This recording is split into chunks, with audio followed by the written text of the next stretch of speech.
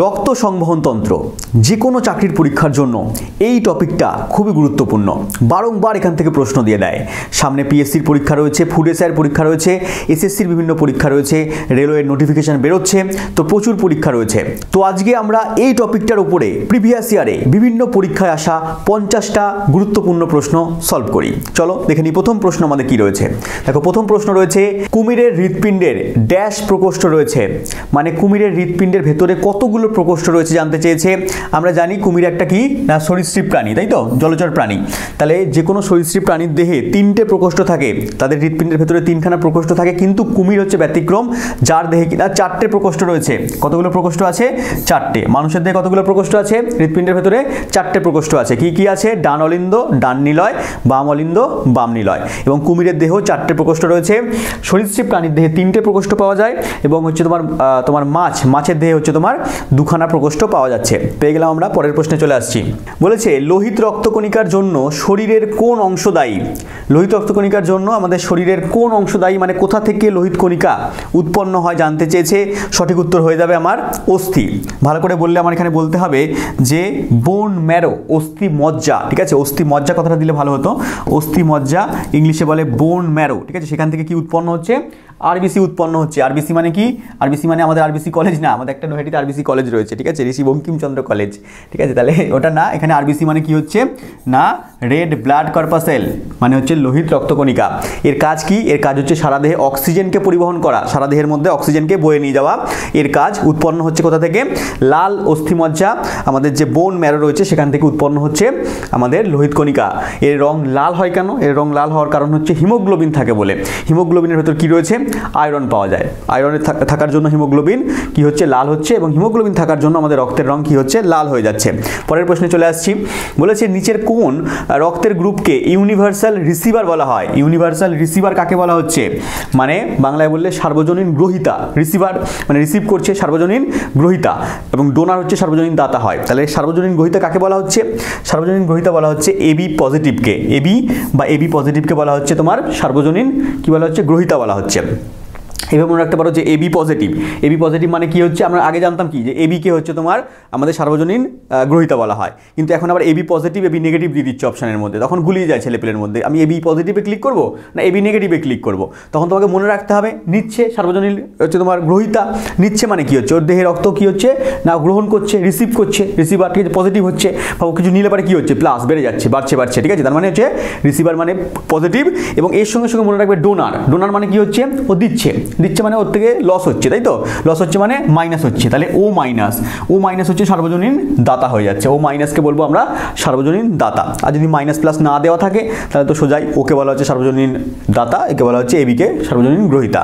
পেয়ে গেলাম। কিন্তু পজিটিভ নেগেটিভ দিলে তোমরা এইভাবে মনে রাখবা যে হচ্ছে তোমার গ্রহীতা গ্রহণ করছে, গ্রহণ করলে পারে বাড়বে, তার মানে পজিটিভ।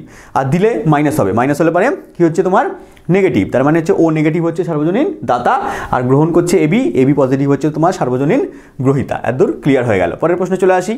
বলেছে রক্তে অক্সিজেন ধারণের কাজটি কে করেন? রক্তে অক্সিজেনকে ধারণ করেন কে বা পরিবহন করেন কে? একটু আগেই বললাম আমি, আরবিসি বা লোহিত রক্তকণিকা হচ্ছে কি করছে না রক্তের মধ্যে দিয়ে আমাদের অক্সিজেনকে সারা শরীরে কোষে কোষে বহন করে নিয়ে যাচ্ছে। পরের প্রশ্নে চলে আসো। যে রক্তনালীগুলি হৃৎপিণ্ড থেকে শরীরের বিভিন্ন অংশে রক্ত বহন করে তাকে আমরা কি বলি? হৃৎপিণ্ড থেকে সারা দেহের মধ্যে রক্তকে নিয়ে যাচ্ছে, কোনগুলো নিয়ে যাচ্ছে? আমরা জানি আমাদের শরীরের ভেতরে দুরকম রক্তবাহ রয়েছে, একটা শিরা, একটা ধমনী। হৃৎপিণ্ড থেকে কি করে? হৃৎপিণ্ড থেকে শুদ্ধ রক্তটা মানে অক্সিজেনযুক্ত রক্তটা ধমনীর মাধ্যমে সারা দেহের মধ্যে ছড়িয়ে যাচ্ছে, এবং সারা দেহ থেকে যে সমস্ত কার্বন ডাইঅক্সাইড যুক্ত রক্তগুলো আসছে সেটা শিরার মাধ্যমে আবার কি হচ্ছে? হৃৎপিণ্ডে ফিরে আসছে। তাহলে হৃৎপিণ্ড থেকে যাচ্ছে কি? অক্সিজেনযুক্ত রক্ত, কার মাধ্যমে যাচ্ছে? ধমনীর মাধ্যমে যাচ্ছে, এবং হচ্ছে তোমার কার্বন ডাইঅক্সাইড যুক্ত রক্ত বা দূষিত রক্তটা শিরার মাধ্যমে আমাদের হৃৎপিণ্ডে ফিরে আসছে। তাহলে আমার কোন অপশনটা ঠিক হয়ে যাচ্ছে? বলেছে রক্তনালী হৃৎপিণ্ড থেকে শরীরের বিভিন্ন অংশে রক্তকে বহন করে নিয়ে যাচ্ছে। বহন করে নিয়ে যাচ্ছে কে? ধমনী বহন করে নিয়ে যাচ্ছে। কীরকম রক্ত বহন করে নিয়ে যাচ্ছে? O2 যুক্ত রক্ত বহন করে নিয়ে যাচ্ছে, ঠিক আছে। O2 যুক্ত রক্তকে বহন করে নিয়ে যাচ্ছে, এবং শিরা কি করে? CO2 যুক্ত রক্তকে বহন করে নিয়ে যায়। কোথায় নিয়ে আসে? এই সারা শরীর থেকে হৃৎপিণ্ডে নিয়ে আসে, সারা শরীর থেকে হৃৎপিণ্ডের মধ্যে নিয়ে আসে। পরের প্রশ্নে চলে আসো। বলেছে রক্তে রক্তে কিছু কোষের উপস্থিতির কারণে রক্ত জমাট বাঁধে, যাকে কি বলা হয়? রক্ত যখন আমাদের দেহ থেকে বেরিয়ে যায় আমরা দেখতে পাই যে সেটা রক্ত জমাট বেঁধে যাচ্ছে, সেটাকে আমরা কি বলছি? কোন কোষটা থাকলে পারে সেটা হচ্ছে তোমার রক্ত জমাট বাঁধতে সাহায্য করছে। আমাদের 3 রকম রক্তকণিকা রয়েছে আমরা জানি, একটা হচ্ছে তোমার আরবিসি বললাম বা লোহিত রক্তকণিকা, একটা শ্বেত রক্তকণিকা এবং একটা হচ্ছে অনুচক্রিকা, যাকে ইংলিশে বলা হচ্ছে প্লেটলেট। তাহলে এটা হচ্ছে প্লেটলেট, এই প্লেটলেটটা আমার সঠিক উত্তর হয়ে যাচ্ছে, যার কারণের জন্য কি হচ্ছে রক্ত যদি আমাদের শরীর থেকে বাইরে নির্গত হয়, তোমার এখানে প্লেটলেট বা অনুচক্রিকা, তার সঙ্গে সঙ্গে বিভিন্ন রকম ভিটামিন কে বেরোয়, ক্যালসিয়াম আয়ন বেরোচ্ছে, এগুলো সব একসঙ্গে মিলে তোমার হচ্ছে রক্তকে জমাট বাঁধতে সাহায্য করছে, রক্তকে জমাট বাঁধতে সাহায্য করছে। তাহলে আমরা পেয়ে গেলাম এখানে অনুচক্রিকা বা প্লেটলেট আমার সঠিক উত্তর হয়ে গেল। পরের প্রশ্নে চলে আসো, বলেছে নিচের কোনটির 2টি কক্ষ বিশিষ্ট হৃৎপিণ্ড রয়েছে? 2টি কক্ষ বিশিষ্ট হৃৎপিণ্ড কার মধ্যে রয়েছে? আমি প্রথমে কোশ্চেনের মধ্যেই বললাম যে মাছের ক্ষেত্রে কি হয় না 2 প্রকোষ্ঠ বিশিষ্ট হৃৎপিণ্ড পাওয়া যায়। মাছের ক্ষেত্রে হচ্ছে তোমার 2 প্রকোষ্ঠ বিশিষ্ট হৃৎপিণ্ড পাওয়া যাচ্ছে, মানুষের ক্ষেত্রে 4 প্রকোষ্ঠ বিশিষ্ট হৃৎপিণ্ড পাওয়া যায়। যত রকম পক্ষী আছে, যত পক্ষী শ্রেণী রয়েছে এবং হচ্ছে তোমার মানুষ কোন শ্রেণীর মধ্যে পড়ছে? মানুষ হচ্ছে তোমার কার মধ্যে পড়ছে? ম্যামেলিয়া, তাই তো? যত পক্ষী আছে এবং ম্যামেলিয়া শ্রেণীর মানুষ মানে প্রাণীরা রয়েছে সেগুলো 4টে করে হৃৎপিণ্ড থাকে এবং হচ্ছে তোমার যারা অ্যাম্ফিবিয়ান হয় তাদের ক্ষেত্রে রেপটিলিয়া, অ্যাম্ফিবিয়ান, এদের ক্ষেত্রে 3টে করে প্রকোষ্ঠ থাকে হৃৎপিণ্ডের ভেতরে। এবং মাছের ক্ষেত্রে কি হচ্ছে? মাছের ক্ষেত্রে তোমার 2টো হৃৎপিণ্ড রয়েছে, 2টো প্রকোষ্ঠ বিশিষ্ট হৃৎপিণ্ড রয়েছে। পরের প্রশ্নে চলে আসো, আমাদের শরীরে কোন কোষগুলিকে মানবদেহের সৈনিক বলা হয়? মানবদেহের সৈনিক মানে বাইরের অ্যাটাক থেকে রক্ষা করে সৈনিকরা, তাই তো? তাহলে পরে এখানে আমাদের দেহের মধ্যে কি হচ্ছে? রোগ প্রতিরোধকে রক্ষা করে কে? শ্বেতকণিকা। রোগ প্রতিরোধ ক্ষমতা গড়ে তুলছে, এই সমস্ত জীবাণুকে মেরে ফেলছে, শ্বেতকণিকা করছে। শ্বেতকণিকার এই জন্য কে বলা হচ্ছে সৈনিক। আমাদের দেহের সৈনিক বলা হচ্ছে কাকে? কোন রক্তকণিকাকে? শ্বেতকণিকাকে, যাকে বলা হচ্ছে WBC, হোয়াইট ব্লাড কর্পাসেল। অনেক সময় এরকমভাবে অপশানে দিয়ে দেয় যে শ্বেতকণিকার নাম না দিয়ে তোমাকে WBC বলে দিল, RBC বলে দিল, তখন তুমি কি করবা? তখন তুমি হয়তো বুঝতে পারলে না কোনটা WBC। তাহলে এটা হোয়াইট ব্লাড কর্পাসেল, এ কি করছে? দেহের মধ্যে রোগ প্রতিরোধ ক্ষমতাকে গড়ে তুলছে। পরের প্রশ্নে চলে আসো, কি বলেছে? বলেছে নিচের কোনটি সার্বজনীন প্রাপক রক্তের গ্রুপ? সার্বজনীন প্রাপক মানে গ্রহণ করছে, প্রাপক বা গ্রাহক, ঠিক আছে? এই যাই বলো না কেন। তাহলে পরে আমি কি বললাম একটু আগে যে এবি হচ্ছে তোমার সার্বজনীন গ্রাহক, সার্বজনীন গ্রহীতা বলা হয় এবিকে। আর এবির মধ্যে কোনটাকে বলা হচ্ছে? এবি পজিটিভকে, এবি প্লাসকে বলা হচ্ছে। এখানে তো ডাইরেক্টলি এবি দিয়েছে অপশানে, তাহলে এবি আমার সঠিক উত্তর হয়ে গেল। যদি আমাকে পজিটিভ নেগেটিভ দিত তাহলে এবি পজিটিভ হয়ে যেত আমার, তখন সঠিক উত্তর। আর কাকে তোমার দাতা বলা হচ্ছে? ও গ্রুপকে দাতা বলা হচ্ছে। এবং যদি বলে দেয় যে ও মাইনাস ও প্লাস এটা বলে দেয়, তাহলে ও মাইনাসটা হয়ে যাবে সার্বজনীন কি বললাম না দাতা। পরের প্রশ্নে চলে আসো, রক্ত জমাট বাঁধার প্রক্রিয়াকে কি বলা হয়? রক্ত যখন আমাদের শরীর থেকে বাইরে বেরিয়ে যায়, এই যে প্লেটলেট বেরোচ্ছে, ভিটামিন কে বেরোচ্ছে, তোমার হচ্ছে তোমার ক্যালসিয়াম আয়ন, এগুলো সমস্ত মিলে আস্তে আস্তে রক্তকে জমাট বাঁধে, ঠিক আছে? প্রথমবিন, থ্রোম্বোপ্লাস্টিন এই সব তৈরি করে। এই সমস্ত জিনিসপত্রগুলো আমি ক্লাসের ভেতরে করিয়েছি যে রক্ত কীভাবে জমাট বাঁধে, কত মিনিট সময় লাগে, 3 থেকে 8 মিনিট সময় লাগে, কি তার প্রসেস কি হয়, এই সমস্ত জিনিসপত্র আমরা ক্লাসের মধ্যে করিয়েছি। এবং এটা কোথায় করিয়েছি? আমি ইওর স্টাডি অ্যাপের ভেতরে করিয়েছি। ইওর স্টাডি অ্যাপ কোথায় পাবে না? Your study app Google play স্টোরে চলে যাও বা দেখো নিচে লিঙ্ক রয়েছে, সেখান থেকে তুমি ইওর স্টাডি অ্যাপকে ডাউনলোড করতে পারো। সেখানে দেখবে আমি সায়েন্সের ক্লাস করিয়েছি, ফ্রি ক্লাস রয়েছে ওখানে। এবং যদি মনে করো যে আমার সঙ্গে থেকে তুমি সায়েন্সকে পড়বে, সায়েন্সকে এনজয় করে পড়বে, মানে বুঝে বুঝে পড়বে, একেবারে তুমি যদি কিছু না জানো সেই বেসিক লেভেল থেকে পড়বে, তাহলে পরে তুমি অবশ্যই ইওর স্টাডি অ্যাপে যুক্ত হতে পারো। ওখানে সায়েন্সটাকে আমি পড়াচ্ছি, সায়েন্সের মধ্যে ফিজিক্স, কেমিস্ট্রি, বায়োলজি এর প্রতিটা চ্যাপ্টার ধরে ধরে এমনভাবে পড়াচ্ছি যাতে কিনা একেবারে 0 লেভেল থেকে শুরু করে আমি একেবারে অ্যাডভান্স লেভেল অবধি নিয়ে গেছি। প্রতিটা চ্যাপ্টারের উপরে মোটামুটি আমি 7, 8, 10টা করে ক্লাস করিয়েছি, বেসিক লেভেল থেকে অ্যাডভান্স লেভেল অবধি। অন্যান্য স্যার ম্যাডামরা অন্যান্য ক্লাসগুলো করাচ্ছেন এবং প্রত্যেকটা সাবজেক্টের আমাদের আলাদা আলাদা টিচার রয়েছে, তারা তাদের বেস্টটা দিয়ে সেখানে পড়াচ্ছে। এবং আমি আমার সাবজেক্টের ক্ষেত্রে তোমাকে বলতে পারি, যদি একবার তুমি সায়েন্সটা ওখান থেকে পড়ো তাহলে যে কোনো চাকরির পরীক্ষার ক্ষেত্রে তুমি যে কোনো চাকরির পরীক্ষায় সায়েন্সে ফুল স্কোর করতে পারবে। এবং বাদবাকি স্যার ম্যাডামরাও তাদের বেস্টটা দিয়ে পড়াচ্ছেন। তুমি যে পরীক্ষা দেবে বলে মনস্থির করেছো সেই সমস্ত পরীক্ষার কোর্সও ওখানে পেয়ে যাবে। সামনে পিএসসির পরীক্ষা রয়েছে, ফুড এসআর পরীক্ষা রয়েছে, এসএসসির বিভিন্ন পরীক্ষা রয়েছে, MTS GD থেকে শুরু করে CGL, CHSL, রেলওয়ের আমাদের কোর্স রয়েছে, আমাদের হচ্ছে টেট পরীক্ষার কোর্স রয়েছে, পুলিশের কোর্স রয়েছে। তুমি যেখানেই যে কোর্সই পড়ো না কেন, একবার আমার মতে হচ্ছে তুমি মনে করো 5টা পরীক্ষা দেবে, তাহলে 5টা পরীক্ষার জন্য 5খানা কোর্স কেনার কোনো দরকার নেই, বা 5খানা জায়গা থেকে 5বার সায়েন্স পড়বো বা 5বার তুমি ম্যাথ করবে, এরকম কোনো দরকার নেই। তুমি একবার ভালো করে সাবজেক্টটাকে পড়ে নাও। আরে সাবজেক্ট তো ওই কটাই রয়েছে না, তো সাবজেক্টটাকে একবার তুমি যদি ভালো করে পড়ে নাও, তুমি যাই পরীক্ষা দেবে একবার কনসেপ্টটা ক্লিয়ার করে নিলে পারে, তারপরে তুমি সেই তার প্রিভিয়াস ইয়ার ঘাঁটো, প্রিভিয়াস ইয়ার তুমি সলভ করো, তাহলে তুমি তোমার মানে সমস্ত পরীক্ষা একবার ক্লিয়ার হয়ে যাবে। আর যদি শুধু MCQ করে যাচ্ছ, ওই টপিক ধরে ধরে কয়েকটা জিনিসপত্র পড়ে যাচ্ছ তাহলে হবে না। পুরো সাবজেক্টটাকে একবার টপিক ধরে ধরে, চ্যাপ্টার ধরে ধরে পড়ে নাও, কনসেপ্ট ক্লিয়ার করে নাও, বেসিক থেকে অ্যাডভান্স লেভেল অবধি কনসেপ্ট ক্লিয়ার করে নাও। তারপর তুমি যে পরীক্ষা দেবে না কেন, সব পরীক্ষায় তুমি কভার করতে পারবে। একটু সময় লাগবে প্রথমে, তো সময়টা প্রথমে দাও, সময়টা দেখবে পরে আস্তে আস্তে সময় একেবারে সেই একই লেগে যাচ্ছে। ওই জন্য প্রথমে সময় দিয়ে প্রত্যেকটা সাবজেক্টের ক্ষেত্রে, শুধু আমার সায়েন্সের ক্ষেত্রে না, যে কোনো সাবজেক্টের ক্ষেত্রেই একবার তুমি পড়ে নাও, ঠিক আছে? পড়ে নিয়ে তারপরে তুমি ওর ইতিহাস পড়ছো, তাহলে ইতিহাস এরকমভাবে খাপচা খাপচা না পড়ে পুরোটা পড়ে নাও একবার, ঠিক আছে? হ্যাঁ, প্রাচীন ভারত পড়ে নাও, মধ্য ভারত, আধুনিক ভারত, এই পড়ে নাও একবার পুরোটা। তারপরে তোমার একটা কনসেপ্ট ক্লিয়ার হয়ে যাবে। তারপর তোমাকে দেখবে তুমি যে পরীক্ষারই কোশ্চেন পাচ্ছ তুমি সেখানে অ্যান্সার করতে পারছো। হ্যাঁ, তাহলে এবারে এইভাবে তুমি পড়তে পারো। চলো বিস্তারিত জানতে আমাদের কন্ট্যাক্ট নাম্বার দেওয়া আছে, তুমি কল করতে পারো। আমাদের কোশ্চেনে চলে আসি। রক্ত জমাট বাঁধার প্রক্রিয়াকে বলা হয়, রক্ত জমাট বাঁধার প্রক্রিয়াকে কী বলা হচ্ছে? অলরেডি এখানে বাংলায় নাম দিয়ে দিয়েছে আমাদের টাইপিস্ট, জমাট বাঁধা লিখে দিয়েছে।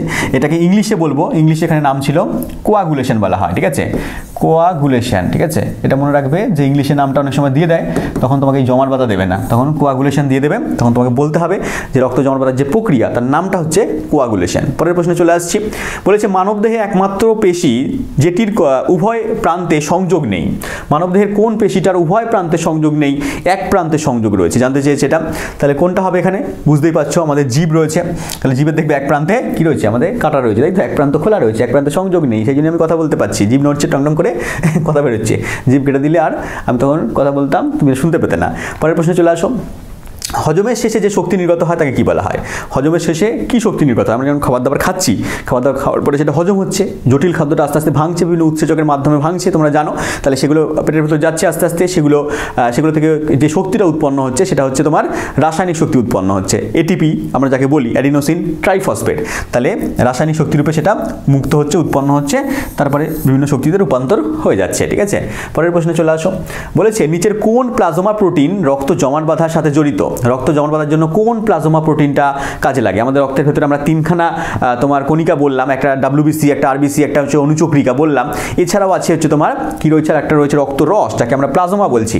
সেই প্লাজমার ভেতরে একটা প্রোটিন রয়েছে যেটা কিনা রক্ত জমাট বাঁধতে সাহায্য করছে, যাকে আমরা বলছি ফাইব্রিনোজেন। কি বলছি আমরা? ফাইব্রিনোজেন বলছি। এটা যখন রক্ত নির্গত হচ্ছে তখন আমাদের দেহ থেকে বেরোচ্ছে, বেরিয়ে একটা জালকের মতো সৃষ্টি করে দিচ্ছে, যার জন্য কি হচ্ছে, রক্ত জমাট বাঁধতে সাহায্য করছে। বড় সড়ো কেটে গেলে 3 থেকে 8 মিনিটের মধ্যে রক্ত জমাট বাঁধবে না। আমি বললাম যে 3 থেকে 8 মিনিটের ভিতরে রক্ত জমাট বাঁধে, বা 10 মিনিটের ভিতরে এরকম বইয়ের মধ্যে লেখা থাকে। কিন্তু যদি বড় সড়ো কেটে যায় তাহলে 10 মিনিট কেন, আধ ঘন্টার ভিতরেও তোমার রক্ত বন্ধ হবে না, যেতে হবে, ঠিক আছে? তোমাকে হচ্ছে তোমার ব্যাস সেলাই টেলাই করতে হবে, হসপিটালে ছোটো, ঠিক আছে? ওই জন্য যে কোনো জায়গায় যাবে সাবধানে যাবে, সাবধানে চলাফেরা করবে, ঠিক আছে? আমার সব মানে ছেলেপুলেদেরকে এটাই যুক্তি যে তুমি 10 মিনিট 15 মিনিট 20 মিনিট লেটে যাও, ঠিক আছে? অসুবিধা নেই কোনো। হ্যাঁ, যে কোনো কাজে তাড়াহুড়ো করবা না। এখন ছেলেপুলেরা দেখি আমি যে গাড়ি চালাচ্ছে, বাইক চালাচ্ছে, এত স্পিডে হচ্ছে। আমার একবার অ্যাক্সিডেন্ট হয়েছিল, তোমরা জানো। তো তারপর থেকে মানে প্রচণ্ডই আমি আসতে চালাই, আগেও আসতে চালাতাম, যদি অ্যাক্সিডেন্ট ভুল করে হয়ে গেছে তো অবশ্যই সাবধানে চালাবে, ঠিক আছে? একবার রক্তপাত হয়ে গেলে, শরীর থেকে একবার ক্ষয় হয়ে গেলে কিছু একটা জিনিসপত্র, তখন সারা জীবন একটা রয়েছে। মানব সম্পদ সবচেয়ে বড় সম্পদ। অন্যান্য সম্পদ তুমি ক্ষয়ে গেলে পারে সেটা তুমি ফিরে পাবে, হ্যাঁ পেতে পারো। তুমি টাকা পয়সা, হাড্ডা বেটা গাড়ি বা একটা জিনিসপত্র নষ্ট হয়ে গেল, সেটা তুমি পেতে পারো পরে, ঠিক আছে? রিকভার করতে পারো। কিন্তু তোমার যে শরীরের কোনো একটা জিনিস যদি নষ্ট হয়ে যায় সেটা তুমি রিকভার করা যাবে না কোনোদিনও। পরের প্রশ্নে চলে আসছি আমরা। পরের প্রশ্ন কি বলেছে? একটি প্রচলিত রক্তচাপ মাপার যন্ত্র যেখানে কিনা চিকিৎসক কি করছে, পারদ কলামের ওঠানামা পর্যবেক্ষণ করেন এবং ম্যানুয়ালি বায়ু পাম্প করে সেখানে হচ্ছে তোমার সংযুক্ত করে তার হচ্ছে তোমার কি করেন না, রক্তচাপকে মাপেন। আমরা জানি যে নর্মালি রক্তচাপ মাপার যন্ত্র পরীক্ষায় দিয়ে দেয়। রক্তচাপ মাপার যন্ত্র যদি বলে তাহলে তো একবারে সবাই জানে যে স্ফিগমো ম্যানোমিটার হবে। স্ফিগমো ম্যানোমিটার আমার সঠিক উত্তর হয়ে যাবে। কিন্তু এখানে বলেছে যে দেখো, যেখানে চিকিৎসক কি করছে, পারদ কলামের ওঠানামা পর্যবেক্ষণ করে ম্যানুয়ালি বায়ু পাম্প করে তার সঙ্গে হচ্ছে তোমার সংযুক্ত করে রেখেছেন, সেটা আমরা আস্তে আস্তে দেখতে পাই। এটা হচ্ছে তোমার স্ফিগমো ম্যানোমিটার আগে ব্যবহার করা হতো। এর নাম কি? এটার নাম হচ্ছে তোমার, এটা বুধ কালাম হবে না, ঠিক আছে? এটা মার্কারি কালাম হবে, ঠিক আছে? এটা হচ্ছে তোমার মার্কারি বা পারদ কালাম বলতে পারো, ঠিক আছে? এখানে মার্কারি করে দাও, মার্কারি কালাম হচ্ছে তোমার সঠিক উত্তর হয়ে যাবে। এটা আগে ব্যবহার করা হতো। প্রশ্নটা কবে দিয়েছে? এটা দেখো আরআরবি এসএসইতে দিয়েছে, 2014 দিয়েছে, আগের প্রশ্ন এটা। তাহলে পরে এখন বর্তমানে দিলে কি দেবে না, রক্তচাপ মাপা যন্ত্রের নাম কি? বিভিন্ন পরীক্ষা ওটাও দিয়েছে যে স্ফিগমো ম্যানোমিটার, তখন আমার সঠিক উত্তর হয়ে যাবে। এটা আমরা পেয়ে গেলাম। পরের প্রশ্নে চলে আসো। বলেছে নিচের ব্লাড গ্রুপের মধ্যে কোনটিকে সার্বজনীন দাতা বলা হয়? সবাই জানে, ঠিক আছে? কমেন্টে লিখবে এটা সার্বজনীন দাতা কাকে বলা হয়, প্লাস মাইনাস দিয়ে লিখবে, ঠিক আছে? কোনটাকে না ও পজিটিভকে বলা হচ্ছে না ও নেগেটিভকে বলা হচ্ছে, কোনটাকে বলা হচ্ছে সেটা লিখবে। পরের প্রশ্নে চলে আসো। নিচের কোনটি রক্তের গ্রুপ নয়? কোনটাকে আমরা রক্তের গ্রুপ বলবো না, ঠিক আছে? রক্তের গ্রুপ আমরা কাকে বলবো না? না অপশন নাম্বার সিটাকেই আমরা বলবো না, না সি কোনো রক্তের গ্রুপ হয় না। হয় কি কি? এ হয়, ঠিক আছে? এর মধ্যে এ প্লাস এ মাইনাস হচ্ছে, বি প্লাস বি মাইনাস হচ্ছে, ঠিক আছে, বি পজিটিভ বি নেগেটিভ, ও প্লাস ও মাইনাস হচ্ছে, আর কি হচ্ছে এবি পজিটিভ হচ্ছে আর এবি হচ্ছে নেগেটিভ হচ্ছে। এই গ্রুপের রক্তগুলোই পাওয়া যায়, এছাড়া পাওয়া যায় না। আর এবং এটাকে বলা হচ্ছে এবিও গ্রুপ, এবিও পদ্ধতি বলা হয়। এই এবিও পদ্ধতিটা কে আবিষ্কার করেছেন জানো? বিজ্ঞানী কার্ল ল্যান্ডস্টেইনার। পরীক্ষা দিয়ে দেয় যে এই রক্তের যে এবিও পদ্ধতি সেটা কে আবিষ্কার করেছেন? বিজ্ঞানী কার্ল ল্যান্ডস্টেইনার, ঠিক আছে। পরের প্রশ্নে চলে আসো, মানুষের রক্তে স্বাভাবিক সিস্টোলিক চাপ কত? মানুষের রক্তে দুরকম চাপ হয়, একটা সিস্টোলিক একটা ডায়াস্টোলিক। সিস্টোলিক চাপ হচ্ছে তোমার 120 mmHg, 120 mmHg মানে 120 মিলিমিটার পারদস্তম্ভের চাপ, এবং হচ্ছে ডায়াস্টোলিক চাপ হচ্ছে তোমার 80 mmHg, 80 mmHg। এর থেকে যদি কোনো সময় বেড়ে যায় তাহলে তখন বলে যে হচ্ছে তোমার আপনার হাই প্রেশার হয়ে গেছে, ঠিক আছে। কমে গেলে বলে আপনার লো প্রেশার হয়ে গেছে, ঠিক আছে, এরকম টাইপের দেখবে ডাক্তারবাবুরা বলে। তাহলে পরে এখানে পেয়ে গেলাম 120/80, এই জন্য বলে দেয় যে 120/80 হচ্ছে নর্মাল, ঠিক আছে। তার থেকে হয়তো 5-10 কমতে বাড়তে পারে, কিন্তু যদি বেশি কমে যায় তাহলে পরে তখন লো প্রেশার, বেড়ে গেলে হাই প্রেশার হয়ে যাচ্ছে, ঠিক আছে। প্রথমটাকে বলা হচ্ছে সিস্টোলিক, পরেরটাকে বলা হচ্ছে ডায়াস্টোলিক। পরের প্রশ্নে চলে আসো, যে বিকল্পটি সংবহন তন্ত্রের ক্ষেত্রে সত্য নয় তা নির্বাচন করো। কোনটা আমাদের রক্ত সংবহন তন্ত্রের ক্ষেত্রে সত্য নয়? বলেছে লাল রক্ত তরল সংযোজক টিস্যু, ঠিক আছে, ঠিক আছে। মানুষের আরবিসির জীবনকাল হচ্ছে 115 থেকে 120 দিন। হ্যাঁ, আরবিসির জীবনকাল 120 দিন, মনে রাখবে, ঠিক আছে, তাও ঠিকই বলেছে। একজন প্রাপ্তবয়স্ক ব্যক্তির প্রায় 6.8 লিটার রক্ত থাকে। প্রাপ্তবয়স্ক ব্যক্তির ক্ষেত্রে আমরা ধরে নিই যে 5 লিটার থেকে 6 লিটারের মতো রক্ত থাকে, তাও এখানে 6.8 বলেছে, ঠিক আছে। এর থেকে দেখি আর কোনো অপশানটা বেশি হচ্ছে তোমার ভুল দেওয়া আছে, সত্য নয় বলেছে এখানে। পরেরটা বলেছে এটি শরীরের ওজনের প্রায় 1.7 থেকে কত পার্সেন্ট? 1.7 থেকে 1.8%, 1.7 থেকে 1.8% বলেছে আমাদের সংবহন তন্ত্রটা, আমাদের রক্ত সংবহন তন্ত্রটা হৃৎপিণ্ড থেকে, শিরা থেকে, ধমনী থেকে এই সমস্ত মিলিয়ে যে তৈরি হচ্ছে সেটাকে রক্ত সংবহন তন্ত্র বলা হয়। এটা শরীরের 1.7 থেকে 1.8%, এটা একেবারে ভুল বলেছে। তাহলে অপশন নাম্বার ডিটা আমার সঠিক উত্তর হয়ে যাচ্ছে, কারণ এটা পুরোটা ভুল। কারণ আমাদের শরীরের 7 থেকে 8%, ধরে নেবে এখানে মিনিমাম 7 থেকে 8% হচ্ছে তোমার রক্ত সংবহন তন্ত্রের অংশ। রক্ত সংবহন তন্ত্রে যা যা নিয়ে তৈরি হচ্ছে সেটা হচ্ছে তোমার আমাদের শরীরের 7 থেকে 8%, মানে আমাদের শরীরের যদি ওজন 70 কেজি হয় তাহলে 70 কেজি 7 থেকে 8% করে দাও, 70 কেজির 8% মনে করো, আমি 70 কেজি ধরে করছি, 70 × 8%, 8/100 করে দিলে 0 কাটো, এখানে 7 কত হচ্ছে 56/2 10 করে দিই আমি 5.8 কেজি, ঠিক আছে। তাহলে মানে 5.8 কেজি, 5 কেজি থেকে 5.5 কেজি কি হচ্ছে আমাদের দেহের মধ্যে 5.6 কেজির মতো আমাদের দেহে চলছে কি এই রক্ত সংবহন তন্ত্র চলছে, ঠিক আছে। এটা পেয়ে গেলাম কেজিতে, ঠিক আছে, অসুবিধা নেই কোনো এরকম টাইপের। তাহলে এটা একমাত্র ভুল বলেছে, বাদ বাকিগুলো তাও ঠিক আছে। এটা 6.8টা হওয়া এতটা উচিত না, ঠিক আছে, এটাকে একটু কমানো উচিত ছিল। তাও সবচেয়ে অ্যাকুরেট অ্যান্সার তোমাকে বার করতে হবে, এটা হচ্ছে সবচেয়ে অ্যাকুরেট অ্যান্সার পেয়ে গেলাম, ঠিক আছে, যেভাবে অপশন অনুযায়ী দিয়েছে। আর আরবি গ্রুপ ডি 2018-তে আসা প্রশ্ন কিন্তু এটা। পরের প্রশ্ন দেখে নাও, সংবহন তন্ত্র সম্পর্কে নিম্নলিখিত বিকল্পগুলির মধ্যে কোনটা সঠিক নয়? আবার চেয়েছে এটা কোনটা সঠিক নয় বার করো। বলেছে দেখো সংবহনতন্ত্র মানুষের ওজনের 7 থেকে 8%, যেটা বললাম, তার মানে 7 থেকে 8% দিয়েছে, তার মানে এটা ঠিক বলেছে, তাই তো। লোহিত কণিকার জীবনকাল হচ্ছে কত? হচ্ছে 120 দিন, 15 থেকে 120 দিন, ঠিক আছে, 115 থেকে 120 দিন, এটাও ঠিক বলেছে। একজন পূর্ণবয়স্ক মানুষের শরীরে রক্তের পরিমাণ আবার সেই 6.8 দিয়েছে। হ্যাঁ, এটাকে মোটামুটি 5 থেকে 6 করা উচিত ছিল, তাও ঠিক আছে, আমি ধরে নিলাম। শুধুমাত্র রক্ত সাদা তরল যোজক টিস্যু। শুধুমাত্র রক্ত কি সাদা তরল যোজক টিস্যু? না, এটা কি? এটা হচ্ছে তোমার সমস্ত আমাদের অঙ্গের মধ্যে কি করছে? সংযোজক কলা হিসেবে কাজ করছে। এটাকে বলা হচ্ছে তোমার কি নাম? আমাদের বলা হচ্ছে কানেক্টেড টিস্যু বলা হয়। কি বলা হচ্ছে? কানেক্টেড টিস্যু বলা হচ্ছে। শুধুমাত্র রক্ত সাদা তরল যোজক টিস্যু নয়, এটা তার মানে আমার ভুল বলেছে, অপশন নাম্বার ডিটা ভুল বলেছে, এই জন্য এটা আমার সঠিক উত্তর হয়ে গেল। পরের প্রশ্নে চলে আসো। বলেছে সাধারণ মানুষের রক্ত হলো, সাধারণ মানুষের রক্ত কীরকম টাইপের হয়?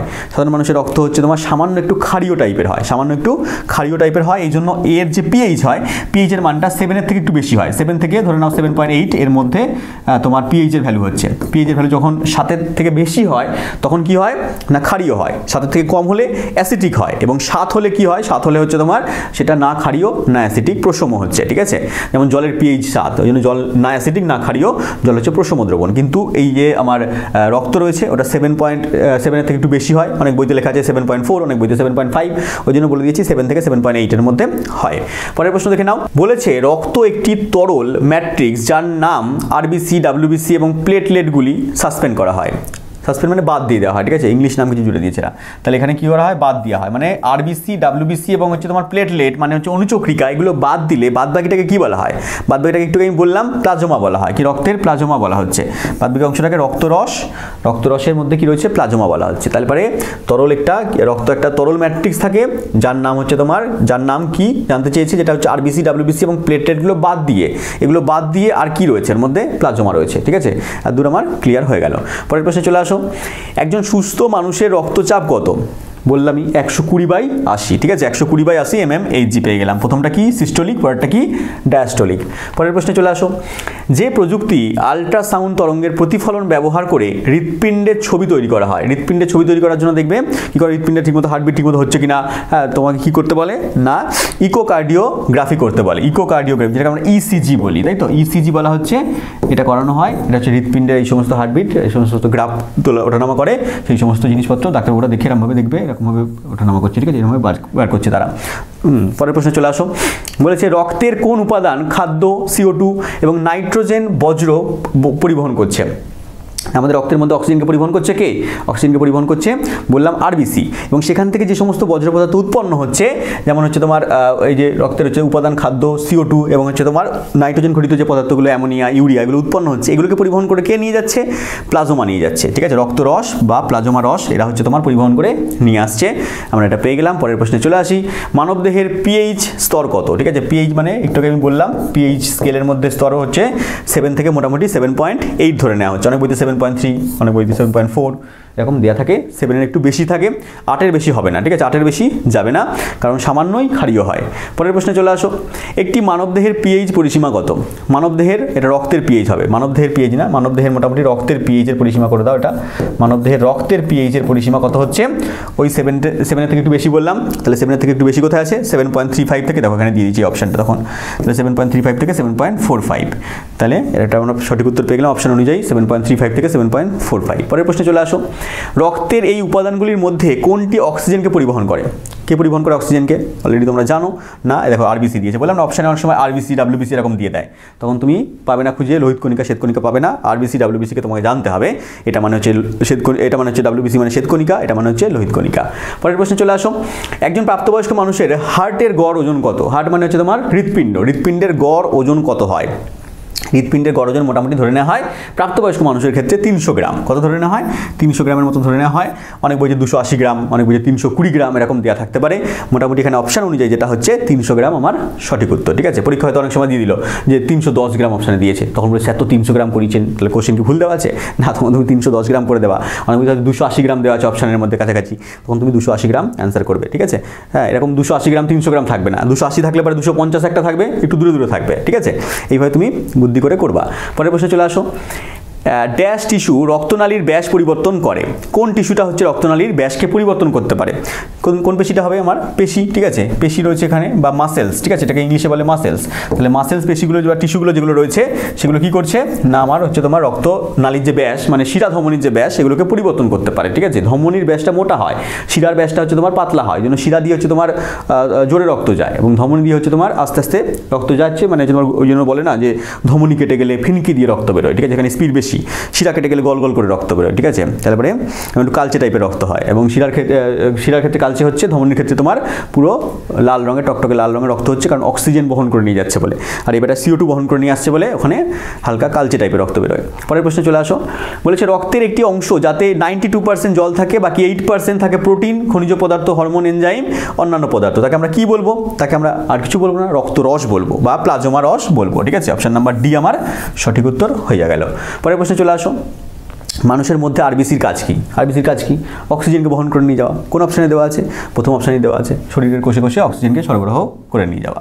পরের প্রশ্নে চলে আসো, মানুষের শরীরে নাড়ির হাড়, ঠিক আছে, নাড়ির হাড় হবে না এটা, ঠিক আছে, এটা হবে হার্টবিট করে দাও, ইংলিশে ছিল হার্টবিট, এটা ওখান থেকে নিয়ে আসছে নাড়ির হাড়, ঠিক আছে। মানুষের শরীরের হার্টবিট কেন পরিমাপ করা হয়? মানুষের শরীরে হার্টবিট কেন পরিমাপ করা হয়? কেন এখানে পরিমাপ করে দাও, কেন পরিমাপ করা হচ্ছে?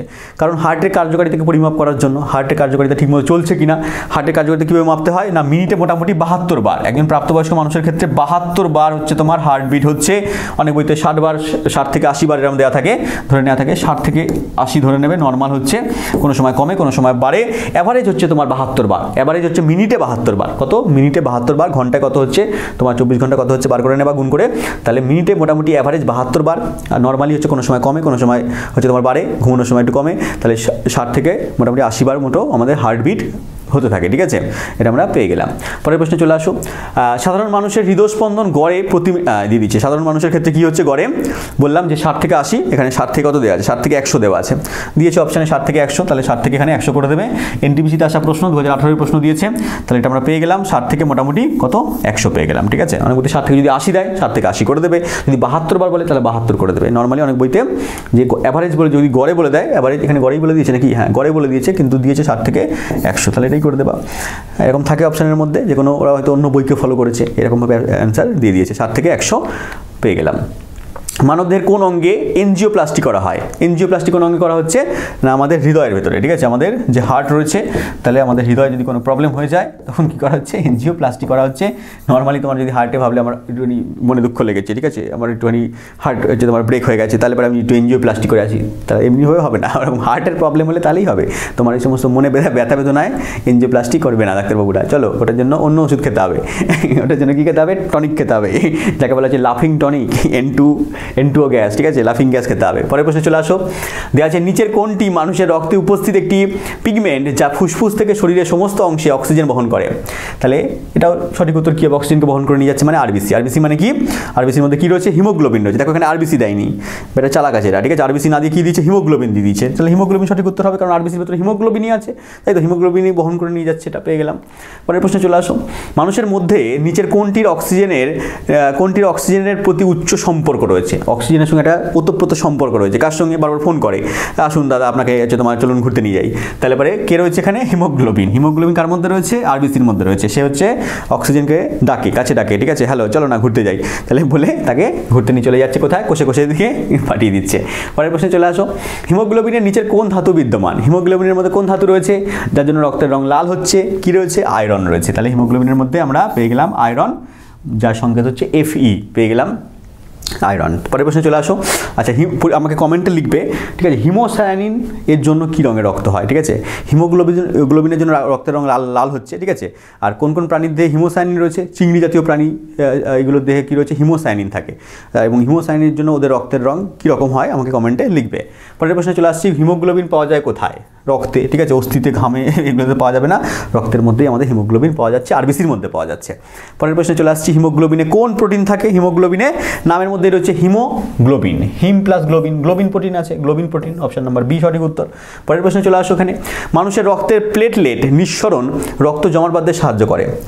যে আমাদের যে প্লেটলেট বা অনুচক্রিকা নিঃসরণ হয় বললাম, যার জন্য কি হয়? রক্ত আমাদের কিছু জমাট বাঁধছে দেহের বাইরে বেরিয়ে গেলে, তাহলে পরে এখানে কোনটা থাকার জন্য হচ্ছে? এটা ফাইব্রিন, ঠিক আছে? ফাইব্রিন থাকার জন্য আমাদের ফাইব্রিনোজেন, সেখান থেকে ফাইব্রিন আসছে, বললাম যে জালক তৈরি করে দেয়, হ্যাঁ, বাইরে বেরোলে, তাহলে পরে সেটার জন্য রক্ত জমাট বাঁধে, ঠিক আছে? আচ্ছা, আর একটা জিনিস বলে রাখি যে আমাদের দেহ থেকে রক্ত যখন বাইরে বেরোয় তখনই জমাট বাঁধে। রক্ত যখন দেহের ভেতরে থাকে তখন কিন্তু রক্ত জমাট বাঁধে না। তার কারণ কি বলতো? রক্তের ভেতরে হেপারিন বলে একটা জিনিস আছে, পরীক্ষাটাও দিয়ে দেয় যে রক্তবাহের ভেতরে কি থাকার জন্য আমাদের শরীরের ভেতরে বা রক্তবাহের ভেতরে রক্ত জমাট বাঁধছে না। হ্যাঁ, সারা শরীরের ভেতরে রক্ত তরল অবস্থায় রয়েছে, কারণ আমাদের রক্তবাহের ভেতরে একটা পদার্থ আছে যার নাম হচ্ছে হেপারিন। এই হেপারিন থাকার জন্য আমাদের কি হচ্ছে? রক্ত দেহের মধ্যে জমাট বাঁধে না, ঠিক আছে? এবং হচ্ছে আরেকটা জিনিসও বলে রাখি এর সঙ্গে সঙ্গে, যখন হচ্ছে ব্লাড ব্যাঙ্কে দেখবে রক্তকে নিয়ে যায়, ব্লাড ব্যাঙ্কে বোতলের ভেতরে রক্ত রেখে দেওয়া আছে, তো হচ্ছে তোমার ওখানে কোল্ড স্টোরে রেখে দেওয়া আছে ঠান্ডা জায়গায়, তো সেখানে যখন রক্তকে রেখে দেওয়া হয় সেখানেও দেখবে রক্ত জমাট বাঁধে না। তার কারণ হচ্ছে সেখানে একটা পদার্থ দেওয়া থাকে, সেখানে আর হেপারিন থাকে না, হেপারিন তো দেহ থেকে নিঃসরণ হয়, সেখানে থাকে সোডিয়াম সাইট্রেট বলে একটা পদার্থ দেওয়া থাকে, যার জন্য সেখানে হচ্ছে তোমার রক্ত জমাট বাঁধে না। পরীক্ষা এটাও দিয়ে দিচ্ছে কোশ্চেনটা, ওই জন্য বলে দিলাম যে হচ্ছে তোমার ব্লাড ব্যাঙ্কে কোন পদার্থ, কোন রাসায়নিক পদার্থ থাকার জন্য, এটা কেমিস্ট্রির কোশ্চেন, কোন রাসায়নিক পদার্থ থাকার জন্য রক্ত জমাট বাঁধে না? তাহলে সোডিয়াম সাইট্রেট থাকার জন্য ব্লাড ব্যাঙ্কের রক্তগুলো জমাট বাঁধছে না। পরের প্রশ্নে চলে আসো। রক্তে শ্বেতকণিকা, শ্বেত রক্তকণিকা কী করছে? শ্বেত রক্তকণিকা আমাদের রোগ প্রতিরোধ ক্ষমতা গড়ে তুলছে, শরীরকে আমাদের জীবাণু থেকে রক্ষা করছে, মানে এখানে সংক্রমণ থেকে শরীরকে রক্ষা করছে। অপশন নাম্বার এখানে গ দিয়েছে এখানে, বাহ, এটা এ বি, এটা ডি, মাঝখানে গ, ঠিক আছে, এটা সি করে না করে ভালো করেছে টাইপিস্ট আমাদের অঙ্ক শিখছে। মানুষের স্বাভাবিক রক্তপাতের সময় এবং রক্ত জমাট বাঁধার সময় যথাক্রমে ড্যাশ এবং ড্যাশ, মানে আমাদের শরীরে স্বাভাবিক রক্তপাতের সময় কত, যদি সামান্য পরিমাণে কেটে যায় তাহলে কতক্ষণ ধরে রক্তপাত হতে থাকে? মোটামুটি ধরে নিতে হবে 2 থেকে 7 মিনিট, 2 থেকে 7 মিনিট রক্তপাত হতে থাকে, নর্মাল কেটে গেলে পারে ছোটোখাটো, এবং হচ্ছে তোমার জমাট বাঁধতে মোটামুটি 3 থেকে 10 মিনিট, এই যে 3 থেকে 10 মিনিট মোটামুটি জমাট বাঁধতে সময় লাগছে, তার থেকে 3 থেকে 10, এবং রক্তপাত হতে 2 থেকে 7 মিনিট মতো হয়। কিন্তু বড় সড়ো কেটে গেলে এটা হবে না, এটা নর্মাল ছোটোখাটো কেটে যাওয়ার ক্ষেত্রে বারবার করে বলছি, তুমি বড় সড়ক কেটে বসে থাকলে তাহলে যা স্যার বলেছিল 7 মিনিট তো হয়ে গেল, রক্ত বন্ধ হচ্ছে না কেন, এরকম টাইপের না। হ্যাঁ, মানবদেহে উপস্থিত নিচের কোন কোষে মাইটোকন্ড্রিয়া পাওয়া যায় না? মাইটোকন্ড্রিয়া কোথায় পাওয়া যায় না, কোন কোষের ভেতর পাওয়া যায় না? এটা হচ্ছে তোমার সঠিক উত্তর আরবিসি। আরবিসি মানে কি হচ্ছে? লোহিত রক্তকণিকা। লোহিত রক্তকণিকা কোথায় পাওয়া যাচ্ছে? লাল অস্থিমজ্জা বা হচ্ছে তোমার বোন ম্যারো থেকে উৎপন্ন হচ্ছে, যেটার মধ্যে কিনা মাইটোকন্ড্রিয়া নাই। পরের প্রশ্নে চলে আসো, পরের প্রশ্ন আসছি আমরা। পরের প্রশ্ন কোথায় গেল? নিচের কোনটি অপবিত্র রক্ত? এটা হচ্ছে অশুদ্ধ হবে, ঠিক আছে, অশুদ্ধ বা CO2 যুক্ত রক্ত করে দাও, ঠিক আছে, এটাকে অশুদ্ধ রক্ত বা হচ্ছে CO2 যুক্ত রক্ত কার মধ্যে পাওয়া যাচ্ছে?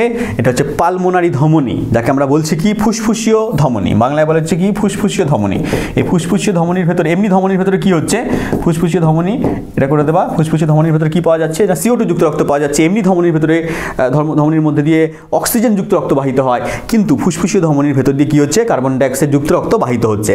আর এমনি শিরার ভেতর দিয়ে হচ্ছে তোমার CO2 যুক্ত রক্ত বাহিত হচ্ছে বা অশুদ্ধ রক্ত বাহিত হচ্ছে, কিন্তু ফুসফুসীয় শিরা বা পালমোনারি শিরার ভেতর দিয়ে কি হচ্ছে? তোমার অক্সিজেন যুক্ত রক্ত বাহিত হচ্ছে, এটা উল্টো, ঠিক আছে। এই দুটো পরীক্ষায় দিয়ে দেয় ওই জন্য যে হচ্ছে তোমার কোন ধমনীর ভেতর দিয়ে তোমার হচ্ছে তোমার CO2 যুক্ত রক্ত বাহিত হচ্ছে, তখন ফুসফুসীয় ধমনী বা পালমোনারি ধমনী হবে। আর কোন শিরার ভেতর দিয়ে অক্সিজেন যুক্ত রক্ত বাহিত হচ্ছে, তাহলে পরে সেটা হবে পালমোনারি শিরা বা হচ্ছে ফুসফুসীয় শিরা। পরের প্রশ্নে চলে আসো, নিচের কোনটি কোলেস্টেরলকে বোঝায় না? কোনটা হচ্ছে কোলেস্টেরলকে বোঝানো হচ্ছে না? এটা সঠিক উত্তর কি হচ্ছে? এখানে AB, এটা C করে দেবা, এটা D করে দেবা। রিসার্চ ফ্যাক্টর আমরা জানি যে হচ্ছে তোমার এটা একটা RH ফ্যাক্টর বলা হচ্ছে, রিসার্চ নামক একটা বানরের দেহে পাওয়া গেছে, এটা মানুষের রক্তের মধ্যে, বেশিরভাগ লোকের রক্তের মধ্যে পাওয়া যায়।